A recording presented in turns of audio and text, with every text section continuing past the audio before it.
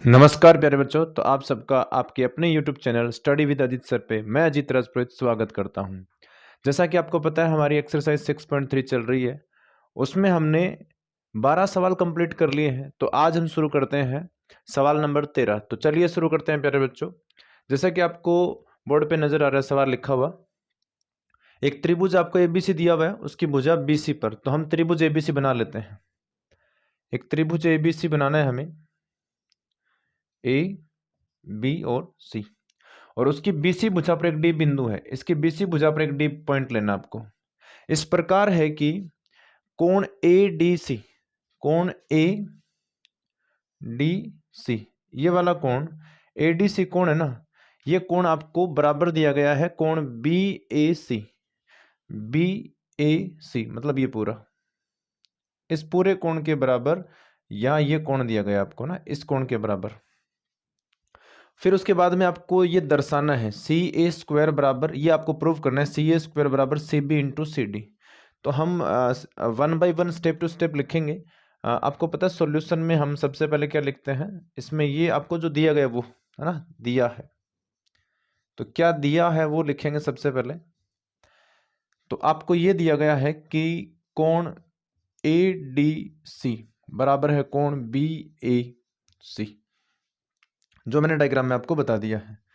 आपको जो सिद्ध करना है वो देखो, सिद्ध करना है, सिद्ध करना है। अब सिद्ध क्या करना है वो इसमें लिख देते हैं, यहां लिखा पड़ा है सी ए स्क्वायर बराबर C B into C D. अब ध्यान से ये देखना है आपको कि क्या इसे मैं इस प्रकार लिख सकता हूं क्या। ध्यान देना, उत्पत्ति में हम लिखेंगे, और मैं एक बार आपको पूरा रफली समझाता हूं, फिर हम प्रॉपर तरीके से लिखेंगे। यहां ये जो लिखा ना सिद्ध करने वाला, इसको मैं दोबारा लिख रहा हूं, सी ए स्क्वायर बराबर क्या है C B into C D, ये लिखा हुआ है। क्या इसको हम इस प्रकार लिख सकते हैं, ध्यान देना, सी ए, और ये जो सी बी है उसको नीचे लिखो, यहाँ सी डी लिखा मैंने, यहाँ सी ए स्क्वायर है ना, तो एक सी ए को तो आपने यहाँ लिख दिया, एक सी ए जो गुणा में वो कहाँ चला गया, भाग में। अब ये देखो त्रिभुज के दो भुजाओं का अनुपात है, त्रिभुज की दो त्रिभुजों की संगत भुजाओं का ये अनुपात है। जैसे मैं बताता हूँ आपको, ये सी बी देखो कहाँ है, ये सी बी, सी बी मतलब ये सी बी, ये पूरी लाइन है, बड़े त्रिभुज की पूरी लाइन है।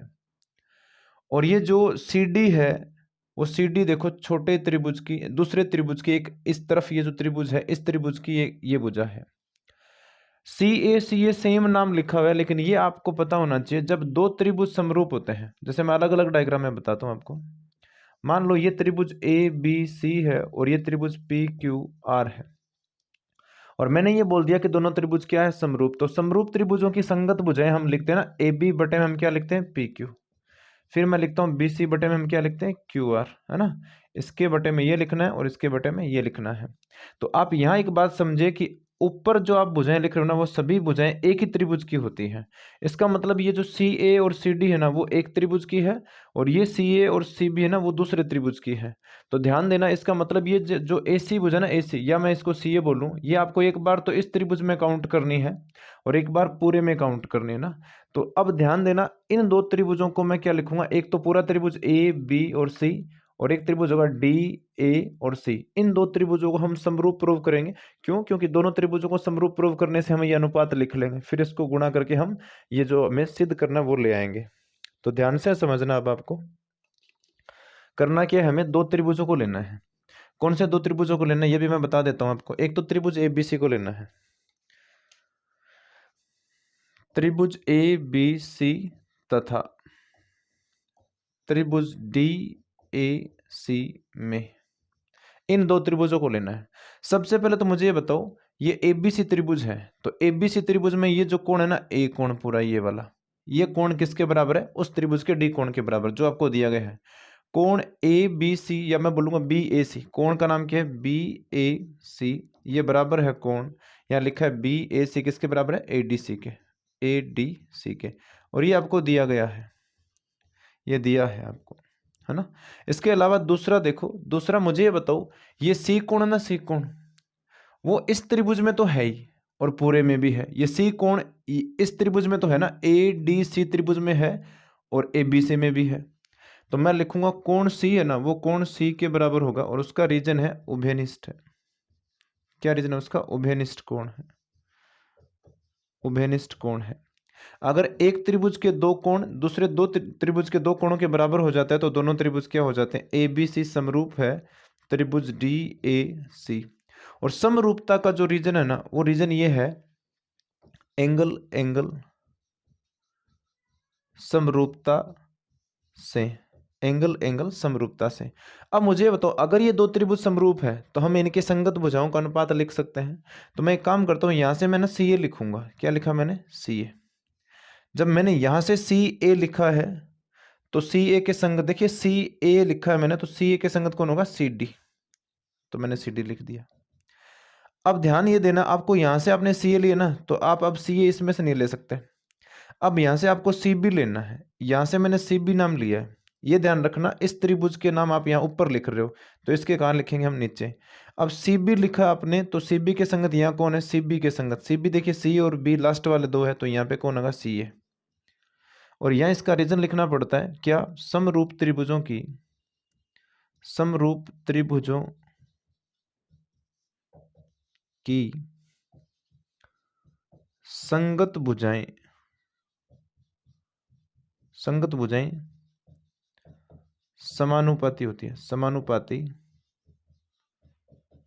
होती है, समानुपाती होती है। अब आपको इनको क्या करना है, वज्र गुणन करना है। यहां लिखूंगा मैं वज्र गुणन करने पर, वज्र गुणा करने पर। तो जब हम इनका वज्र गुणा करेंगे तो वज्र गुणा में ध्यान से देखो क्या होगा, सी ए को सी ए से गुणा कर देंगे, सिंपल। सी ए इंटू सी ए कितना हो गया, सी ए स्क्वायर। और यहां देखिए C D into C B, C D into C B. और ये हमें प्रूव करना था, ये हमें प्रूव करना था बच्चों। तो ये आपका सवाल हो चुका है ना। अच्छा सवाल है, ये कन्फ्यूजन रहता है बच्चों को कि ये सी ए स्क्वायर दो बार कैसे, सी ए स्क्वायर कैसे आ गया। ये बहुत सिंपल है, सी ए एक बार तो आपको पूरे त्रिभुज में लेना है, एक बार आपको सी ए इस साइड वाले त्रिभुज में जिसका नाम है सी डी ए, इसमें लेना है। तो ये आपका सवाल हो गया कंप्लीट 13वां। इसके बाद में देखो 14वां सवाल।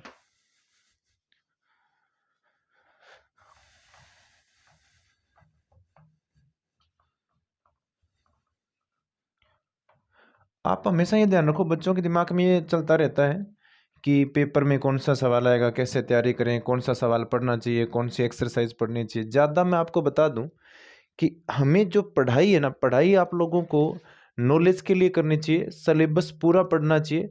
हम एग्ज़ाम देते हैं, चलो ठीक है, वो एक बहाना है, लेकिन आप एग्ज़ाम के लिए केवल तैयारी ना करें, क्योंकि एग्ज़ाम के लिए तैयारी कर रहे हो तो आप फिर सिलेक्टिव सवाल पढ़ने के लिए सोचोगे, आप कम पढ़ने के लिए सोचोगे।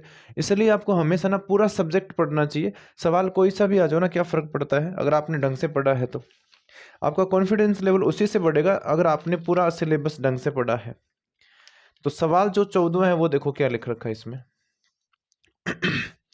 इस सवाल में आपको ये दिया गया त्रिभुज एबीसी की भुजाएं। एक त्रिभुज एबीसी है और एबीसी मैं यहां बना देता हूं, त्रिभुज एबीसी, ए बी और सी।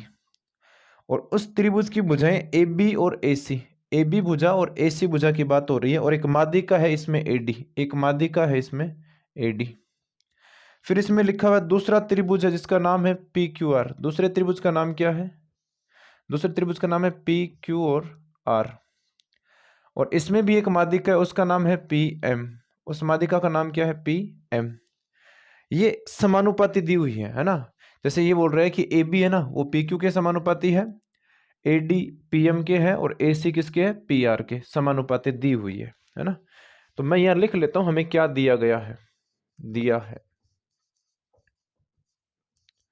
तो आपको ना दिया है ए बी बटे पी क्यू बराबर ए सी बटे पी आर और बराबर ए डी बटे क्या दिया हुआ आपको, हाँ पी एम, ए डी बटे पी एम दिया हुआ है।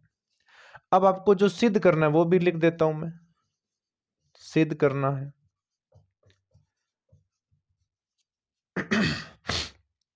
जो आपको सिद्ध करना है वो देखिए, सिद्ध आपको इसमें करना है त्रिभुज ए बी सी ये समरूप है त्रिभुज P Q R, P Q R. अब इस सवाल को पूरा डिटेल से मैं आपको समझाता हूं, फिर हम इसको प्रॉपरली लिखेंगे, तो ध्यान से देखना। अब इसमें करना क्या है, आपको ना इस भुजा का अनुपात इसके साथ दिया हुआ है, AC का अनुपात पी आर के साथ दिया हुआ है, तो हम क्या करेंगे ना, इस पूरे ए कोण को हम पी के बराबर प्रूव करेंगे। जितना भी अब काम होगा ना वो मैं पहले बता देता हूं आपको। कोण ए को हम पी के बराबर प्रूव करेंगे, ठीक है। कोण ए और पी को बराबर प्रूव करते ही हम एस ए एस है ना, दो भुजाओं का अनुपात तो हमारे पास है ही, संगत भुजाओं का, बीच वाला कोण बराबर करने से दोनों त्रिभुज क्या हो जाएंगे, समरूप। लेकिन इस सवाल में ध्यान देना, आपको इसमें एक रचना करनी पड़ेगी, और वो रचना ये है, आपको एडी को आगे बढ़ाना है ना, एडी तथा और उसमें पीएम को, एडी तथा पीएम को आगे इस प्रकार बढ़ाया कि, आपको इस प्रकार बढ़ाना है, तो मैं पहले बढ़ा देता हूं। आपको ना इस एडी को आगे बढ़ाना है, एडी को आपने आगे बढ़ाया ना, और इस प्रकार बढ़ाना है कि आपको यहां पर जो पॉइंट मिला ना ई, और इसमें भी आगे बढ़ाएंगे तो इसमें भी आपको एक पॉइंट मिल रहा है जिसका नाम मैंने क्या लिख दिया, एन।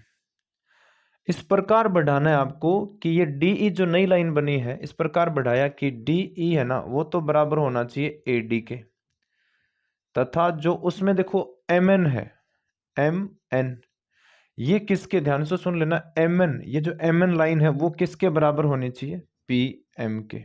वो किसके बराबर होनी चाहिए, पी एम के बराबर होनी चाहिए। तो इस प्रकार बढ़ाना है ना। अब इसमें साथ में करना है कि आपको ये जो बी बिंदु है इसको ए से मिलाना है, बी बिंदु को ए से मिला दिया, ऐसे ही ये जो सी बिंदु है इसको भी किससे मिला दिया आपने, ए से। इसमें क्यू बिंदु को आपने एन से मिला दिया, और इसमें जो आर पॉइंट है उसको किससे मिला दिया आपने, एन से मिला दिया। अब ध्यान देना, आपको ये बताया गया है कि एडी है ना वो माध्यिका है, तो ये बीडी और सीडी क्या होगा, बराबर। ऐसे ये जो पीएम है वो भी माध्यिका है, अगर पीएम माध्यिका है तो ये क्यूएम और एमआर भी क्या होगा, बराबर, है ना। अब ध्यान देना, आपको ये है उत्पत्ति में देखिए, मुझे ये बताइए, एडी है ना, एडी, एडी तथा पीएम क्या है, माध्यिकाएं हैं। और अगर ये माध्यिकाएं हैं तो हम लिख सकते हैं बीडी है ना वो किसके बराबर होगा, सीडी के, तथा वो जो क्यू एम है वो देखो क्यू एम, ये क्यू एम किसके बराबर होगा, एम आर के, एम आर के बराबर होगा।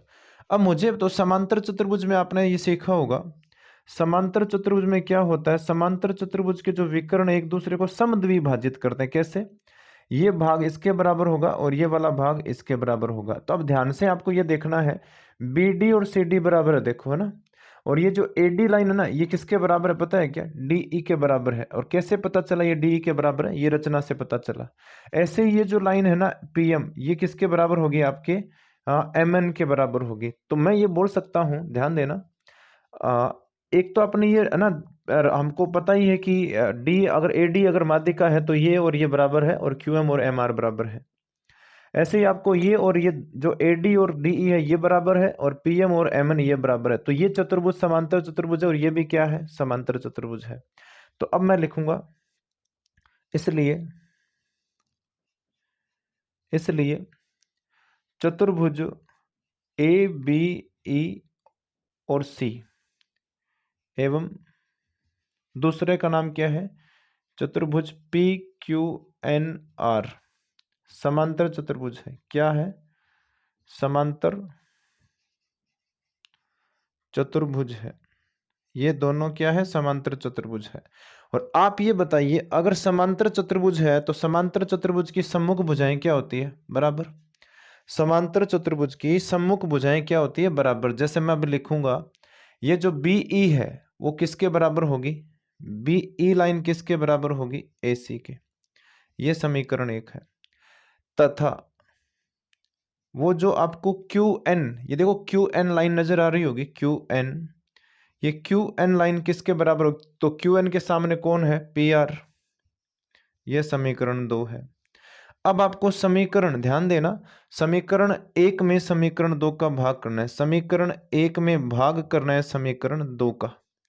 तो जब हम भाग करेंगे तो यहां देखिए बीई है ना उसके भाग में कौन आएगा, क्यू एन, और बराबर ए सी बटे में क्या आएगा, पी आर, इसको भी समीकरण नंबर दे दो 3। तो ध्यान से समझना, ए सी बटे पी आर ये किसके बराबर आ गया, बी क्यू बटे क्यू एन के बराबर आ गया। ध्यान से समझना, हमने ये प्रूव कर लिया कि ये जो अनुपात है ना ए सी बटे पी आर, ये इस भुजा के, इन भुजाओं के अनुपात के बराबर है। अब ध्यान से समझना, आपको ये है, हमें ना ये तो पता ही है कि इसका अनुपात इसके साथ है, पहले से इसका अनुपात इसके साथ हो गया। अब हम क्या करेंगे, ये जो बीच वाली लाइन है ना, ये जिसका नाम है ए ई, और यहाँ उसका नाम क्या है पी एन, इनका भी हम अनुपात ले आएंगे। अब इनका अनुपात जब आ जाएगा तो मैं बोलूंगा कि ए बी ई त्रिभुज पी क्यू एन के क्या है, समरूप है। अगर ये समरूप हो जाएगा तो फिर इस कोण को, ये जो इस तरफ यहाँ कोण लिखा है, वो कोण इस पी के आधे के बराबर हो जाए। आधा तो मुझे नहीं बोलना चाहिए, चलो इसका नंबर लिखते हैं हम 1, या मैंने लिखा 2, ये 3 नंबर है और ये पास वाला 4 है, तो 1 3 के बराबर हो जाएगा, ये हम लिख देंगे। ठीक है, अब आपको करना क्या है, मुझे ये बताओ, क्या ए सी बटे पी आर, ध्यान से समझना, ए सी बटे पी आर बराबर क्या ए डी बटे पी एम है। ए सी बटे पी आर और क्या ए डी बटे पी एम है, ये कहां से पता चला, ये तो हमें दिया गया है। अब मैं क्या कर रहा हूं, ध्यान देना, ए सी बटे पी आर मैंने एज इट इज लिखा, ए डी और बटे पी एम है, इसको 2 से गुणा कर दिया, 2 ए डी लिखा मैंने और भाग में 2 पी एम लिखा। अब मुझे ये बता दो कि अगर आपका ए डी और ये डी ई बराबर है तो क्या मैं डी ई को ए डी लिख सकता हूं, ये बिल्कुल सिंपल बात है। ध्यान देना, साइड में लिख देता हूं मैं। मुझे ये बताओ, ए डी है ना, ए डी वो किसके बराबर है, डी ई के बराबर है। तो क्या मैं लिख सकता हूं ये जो आपकी लाइन है ए ई, वो 2 ए डी के बराबर है ना। ध्यान से सुन लो, ये भी ए डी है और ये भी ए डी के बराबर है, तो इसको भी ए डी लिख दिया। इसका मतलब ए ई लाइन क्या हो गई, 2 ए डी। इसी प्रकार ध्यान देना, हम क्या करेंगे, ये जो पी एम है, पी एम लाइन है ना, वो किसके बराबर है, आपके एम एन के। तो हम लिख सकते हैं कि ये जो पी एन, पूरा क्या नाम है इसका, पी एन, ये लाइन किसका 2 गुना है, पी एम का। तो यहां ध्यान से समझना, यहां ये जो लिखा ना, ये देखो, ये और एक ये, इन्हीं को यूज करेंगे हम। तो मुझे बताओ, 2 ए डी की जगह हम क्या लिखेंगे, ए ई, ए सी बटे पी आर लिखा हुआ है बराबर 2 ए डी लिखा है, उसकी जगह हम क्या लिखेंगे, ए ई, और भाग में 2 पी एम लिखा हुआ है, इसकी जगह हम क्या लिखेंगे, पी एन। अब ध्यान से देखना, ये समीकरण नंबर है आपकी 4। तो समीकरण 3 4, और एक चीज ये ध्यान देना, ये आपको दिया गया है ए बी बटे पी क्यू, है ना, इसको भी मैं लिख देता हूं, ए बी बटे पी क्यू और बराबर दे रखा है ए सी बटे पी आर। अब ये समीकरण नंबर 5 जो कि हमें दिया गया है। अब समीकरण 3 4 और 5 को देखो, समीकरण 3, 4 व 5 से देखो, सब में ए सी बटे पी आर है, इसमें भी ए सी बटे पी आर है, इसमें भी ए सी बटे पी आर है, इसमें भी ए सी बटे पी आर है। इसका मतलब तीनों समीकरण क्या है, बराबर। तो तीनों का अनुपात आएगा ए बी बटे पी क्यू, बी ई बटे में क्या आएगा, क्यू एन, देखो बी ई के बटे में क्या आएगा, क्यू एन, और यहाँ ए ई, ध्यान देना, ये देखो ये रहा, ए ई बटे क्या आएगा, पी एन, ए ई बटे क्या आएगा, पी एन। अब ये ध्यान से देखना, त्रिभुज की, कौन से त्रिभुज की, अब मैं लिखूंगा अतः त्रिभुज ए बी ई है ना, त्रिभुज ए बी ई ये समरूप हो गया, क्योंकि इस त्रिभुज की 3 भुजाओं का अनुपात पी क्यू एन, त्रिभुज पी क्यू एन के क्या है, समान अनुपात में है। तो ये ट्रिपल एस रूल लगा यहाँ पे, एस एस एस, समरूपता से, ट्रिपल एस समरूपता से ये क्या हो गया, समरूप। अगर ये समरूप है तो कोण 1 किसके बराबर होगा, इसलिए समरूप त्रिभुजों के संगत कोण क्या होते हैं, बराबर। तो कोण 1 किसके बराबर हो गया, कोण 3 के। ठीक है, ये मान लो समीकरण नंबर आपकी हो गई 6। और इसी प्रकार कोण 2 है ना, वो किसके बराबर होगा, 3। इसी प्रकार क्या लिखेंगे, इसी प्रकार जो कोण 2 है वो किसके बराबर होगा, 4 के। ये समीकरण मान लो 7। तो अब हम क्या करेंगे, समीकरण समीकरण 7 को मैं ना इनको हटा देता हूं, क्योंकि अब ये वीडियो को पॉज कर लेना आप, है ना, मैं 1 सेकंड के लिए रोक देता हूं। इस वीडियो को पॉज करके आप इसको नोट डाउन कर लेना। अब ध्यान देना होगा क्या। अब वो जो मैंने समीकरण लास्ट में लिखे ना, उनको मैं यहाँ लिख देता हूँ। हो सकता है वो वीडियो में नहीं आ रही हो, तो इसलिए मैं इनको यहाँ लिख देता हूँ। वहां आपने लिखा है, वहां आपने ये लिखा है कोण 1 है ना, वो किसके बराबर है, कोण 3 के। ये समीकरण नंबर वहां पे 6 है, उसी को रिपीट कर रहा हूं मैं। और इसी प्रकार जो कोण 2 है वो किसके बराबर है, कोण 4 के। ये समीकरण 7 है। अब समीकरण आप 6 और 7 को जोड़ो, तो 6 और 7 को जोड़ेंगे तो कोण 1 प्लस 2 ये दोनों जुड़ेंगे, और बराबर कोण 3 और प्लस कोण 4। अब डायग्राम में देखो, कोण 1 और 2 को जोड़ने पे क्या बनेगा, कोण ए, और 3 और 4 को उसमें जोड़ेंगे तो क्या बनेगा, पी। इसको समीकरण 8 दे दो।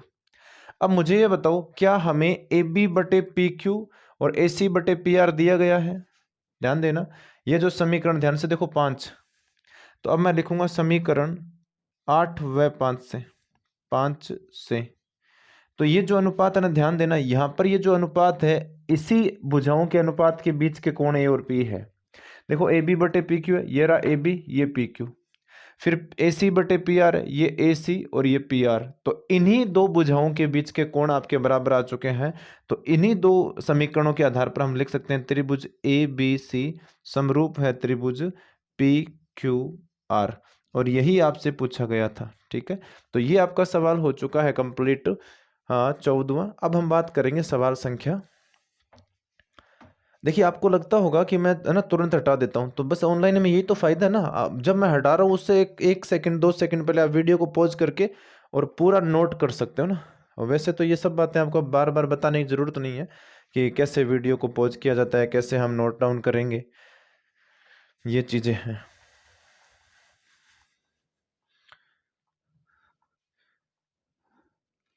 तो आज आपकी 6.3 जो एक्सरसाइज है वो कंप्लीट हो जाएगी। अब इसके बाद में जो सवाल है आपका, सवाल संख्या देखो 15। 15वें सवाल में लिखा हुआ है लंबाई 6 सेंटीमीटर मीटर वाले ऊर्ध्वाधर स्तंभ, एक खंबा है, स्तंभ है जिसकी आपको लंबाई दी गई है 6 मीटर। फिर बोला गया है स्तंभ की भूमि पर छाया की लंबाई। अब आपको पता है, अगर मान लीजिए यहाँ पर सूरज है, सन है यहाँ पे SUN, और सूरज की अगर यहाँ से रोशनी निकलेगी तो यहाँ से इसकी छाया बनेगी, मान लो यहाँ। अब इस छाया की लंबाई कितनी है, 4 मीटर है, और ये आपकी दृष्टि रेखा हो गई, और ये इसका उन्नयन कोण हो गया थीटा। ठीक है, एक बार इसको नाम दे दिया मैंने थीटा। अब ध्यान देना, दूसरा इसमें फिर बोला गया है कि एक ना मीनार है और उसकी छाया की लंबाई 28 है। एक मीनार है, इसका मतलब वो बड़ी होगी। उसकी छाया की लंबाई आपको 28 मीटर दी हुई है ना। ये छाया की लंबाई है। छाया हमेशा समतल पर बनती है, धरातल पर बनती है। और ये जो इसकी ऊंचाई है उसको मैंने H नाम दे दिया। क्या नाम दे दिया उसकी ऊंचाई को, H नाम दे दिया। यहाँ हम लिखेंगे ABC और यहाँ लिखेंगे PQ और R। अब बताओ, ये सूरज सबके लिए अलग अलग थोड़ी होता है, सूरज तो एक ही है ना। अब सूरज एक है तो यहाँ भी वही सूरज है, तो उसी की रोशनी आ रही है, तो वो भी उन्नयन कोण थीटा ही बनाएगी। अरे एक सूरज है तो सभी आकृतियों का उन्नयन कोण क्या होगा, सेम। अब इन दो त्रिभुजों में आपको ये H का मान निकालना है, तो हम पहले इन दो त्रिभुजों को क्या प्रूव कर देंगे, समरूप। और समरूप त्रिभुजों की संगत भुजाएं क्या होती है, समानुपात में। तो सबसे पहले देखना सॉल्यूशन में हम क्या लिखेंगे। सबसे पहले आपको दोनों त्रिभुज लिखने। त्रिभुज का नाम है ABC और तथा दूसरे का नाम क्या है, त्रिभुज का PQR। इन दो त्रिभुजों में हम लिखेंगे कि कोण ABC है ना, वो कोण PQR के बराबर है, और दोनों ही कितना है, 90 डिग्री है। इसमें भी 90, इसमें भी 90 है। दूसरी बात, ये जो कोण C है वो कोण R के बराबर है, और बराबर क्यों है उसका रीजन लिखेंगे। ये क्या है, उन्नयन कोण है। क्या है, उन्नयन कोण है। और उन्नयन कोण क्या होते हैं, बराबर। तो त्रिभुज ABC है ना, वो समरूप हो गया त्रिभुज PQR। और समरूपता का कारण है एंगल समरूपता से, एंगल समरूपता से। अब और ध्यान से समझना आपको ये है, अगर ये समरूपता सिद्ध हो चुकी है तो हम इसकी संगत भुजाओं का अनुपात लिख सकते हैं। तो अनुपात हम लिखेंगे AB बटे BC। यहाँ मैंने लिखा AB, और ध्यान देना AB लिखा ना मैंने, तो उसके संगत कौन है, ए बी के संगत इसमें कौन है बताओ, ए बी के संगत कौन है, उसमें पी क्यू है। फिर आपने लिख लिया, अब बी सी के संगत कौन है, क्यू आर, बी सी के संगत कौन है, क्यू आर। अब इसका भी रीजन लिखना पड़ता है, ये क्या लिखोगे, समरूप त्रिभुजों की, समरूप त्रिभुजों की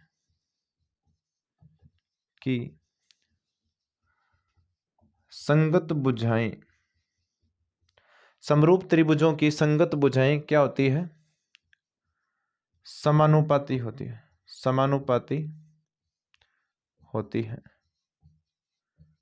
समानुपाती होती है। अब ध्यान देना, तो अब इनके मान रखेंगे, ए बी का मान कितना है 6, पी क्यू का मान कितना है एच, और बी सी का मान कितना है 4, और क्यू आर का मान कितना है 28। ध्यान देना, 4 1 4 7 चौके 28।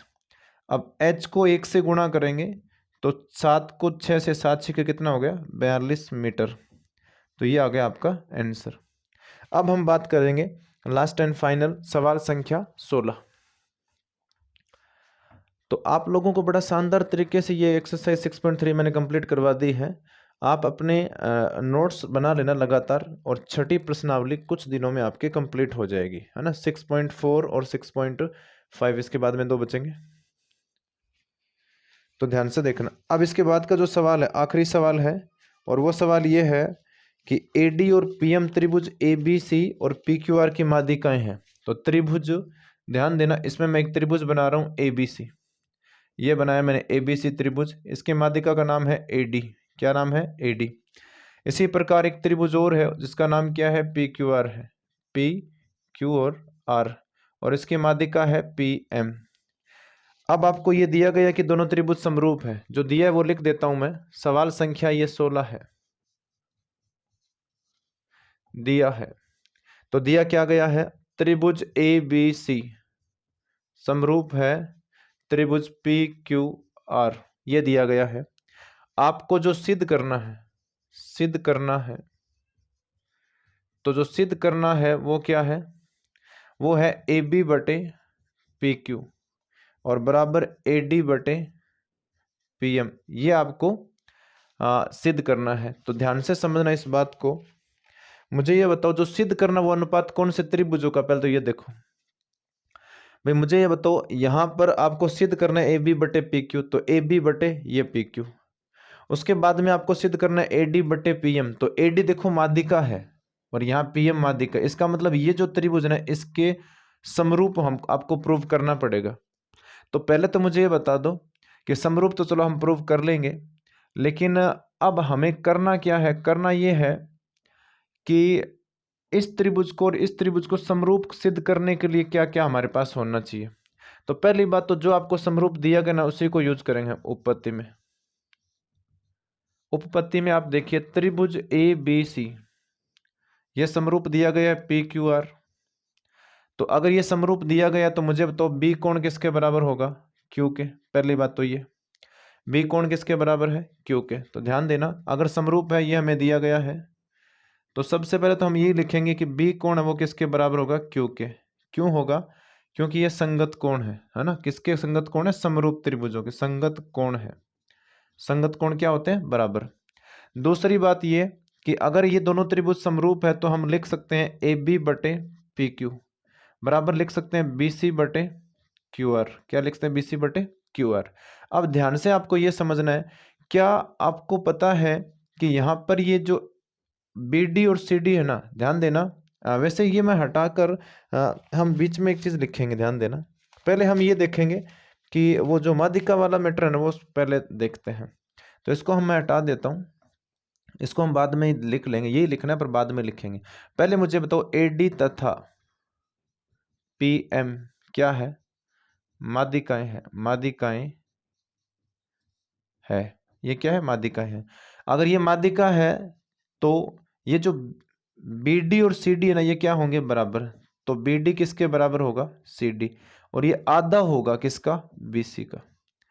तथा और ये जो क्यू एम और एम आर है, क्यू एम बराबर होगा एम आर, और ये आधा किसका होगा, क्यू आर का। ये आधा किसका होगा, क्यू आर का। अब मुझे ये बता दो कि अब हम वो चीजें लिखेंगे, त्रिभुज जो दिए हुए हैं ए बी सी, ये समरूप है त्रिभुज पी क्यू आर, और समरूप आपको दिया हुआ है ना, तो समरूप दिया हुआ है तो इसमें हम यहाँ लिखेंगे, ये तो हमें दिया हुआ है, दिया है। अगर ये समरूप त्रिभुज है तो कोण बी किसके बराबर होगा, कोण क्यू के, पहली बात, ठीक है। और ये संगत कोण है, समरूप त्रिभुजों के कौन से कोण है, संगत कोण है, इसलिए ये बराबर है। अब इसके अलावा मुझे बताओ, अगर मैं यहाँ लिखता हूँ ए बी बटे मैंने लिखा पी क्यू, और बराबर में लिखूंगा बी सी बटे में क्या लिखा मैंने, क्यू आर, तो ए बी बटे पी क्यू बराबर बी सी बटे क्यू आर, इसका भी आपको रीजन लिखना पड़ता है। ये क्या है, यह है समरूप त्रिभुजों की संगत भुजाएं भुजाएं समानुपाती होती है, समानुपाती होती है, इसलिए आपने ये लिखा है।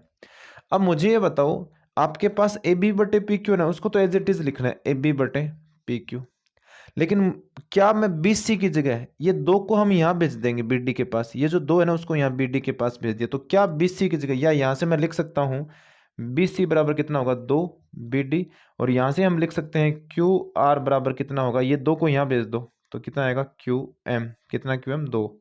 अब आपको बी सी की जगह लिखना है क्या, दो बी डी, और या बी डी लिखो डी बी लिखो, एक ही बात है, बी डी, और दो क्यू एम किसकी जगह आएगा, वो आएगा क्यू आर की जगह। अब दो से दो कट गया ना, तो ये अनुपात आपको यूज करना है, इसे नंबर 1 देंगे हम, और ये जो अभी है इसको नंबर 2 देंगे। तो समीकरण 1 व 2 से जो त्रिभुज ए बी डी है ना, ए बी डी, ये समरूप सिद्ध हो गया त्रिभुज P Q M, P Q M, और ये समरूप जो सिद्ध हुआ है उसका रीजन या उसका जो समरूपता की कसौटी है वो कौन सी है, ये देखो भुजा है, फिर कोण है, फिर भुजा है, तो ये होगा एस ए एस, समरूपता से, समरूपता से।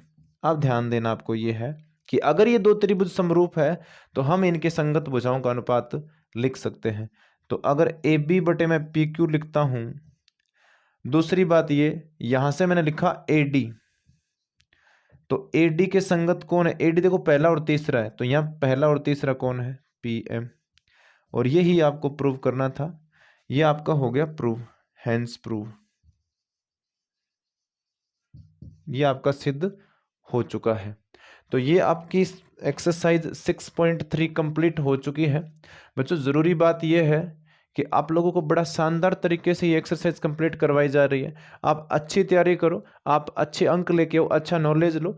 और रही बात थोड़ी मेरी पर्सनल, कि आप थोड़ा सा इन वीडियोस को शेयर कर दिया करो, इनिशियल स्टेज है तब मैं आप लोगों से इतना बोलता हूँ। बाकी तो अगर 1000 सब्सक्राइबर हो जाते हैं तो वॉच टाइम के लिए मैं नहीं बोलूँगा, क्योंकि वॉच टाइम रियल होना चाहिए, ज़बरदस्ती दिखाने से कोई मतलब नहीं है। जो लोग पसंद करेंगे वो अपने आप देख लेंगे, लेकिन 1000 का जो क्राइटेरिया है, जो लिमिट है, उसको पार करने में आप लोगों को हेल्प करनी चाहिए। इसलिए इस वीडियो को शेयर करें, लाइक करें, सब्सक्राइब करें और ज़्यादा से ज़्यादा लोगों तक पहुँचाएँ। Keep watching, keep supporting. धन्यवाद बच्चों।